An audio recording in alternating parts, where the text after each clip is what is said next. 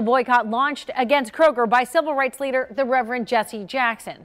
The Reverend's organization, Rainbow Push, is upset over the grocery chain closing stores like this Walnut Hills location. Now, they say it is creating food deserts in poorer neighborhoods.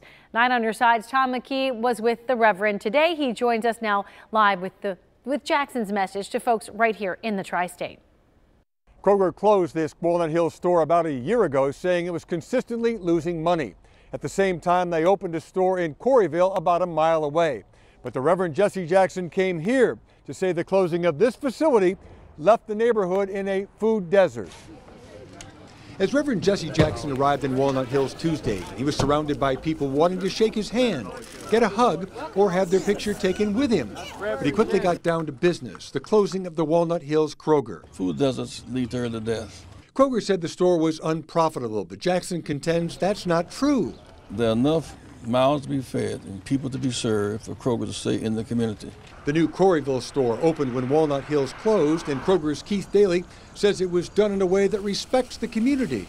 We believe that ultimately the best way for Kroger to provide even more access to fresh food and healthy food at low prices is by running a sustainable business. And that starts with running profitable stores. Nonetheless, Reverend Jackson's message was boycott Kroger now. It's not just about Kroger, it's about a plan to fight poverty. And white and black alike, I might add. It's not just about black workers, black and white workers. Hours later, a picket line paraded in front of Kroger's downtown headquarters with Reverend Jackson leading the way. He then met with Kroger's Crystal Howard to address the food desert question. Of the 50 locations that we've closed across the company, only less than 10% of those and were in communities that some would consider underserved. News of the boycott came on a day when Kroger said it's hiring 11,000 more workers, including 2,000 managers. We're being deserted and we're fighting back for breath and life, really. What's next for this store? Well, plans are already in the works from the Walnut Hills Redevelopment Corporation to possibly create something like a mini Findlay Market. Mom and pop stores lining the empty space of this 33,000 square foot facility. Tom McKee, 9 on Your Side in Walnut Hill. Cincinnati Mayor John Cranley did meet with Reverend Jackson today.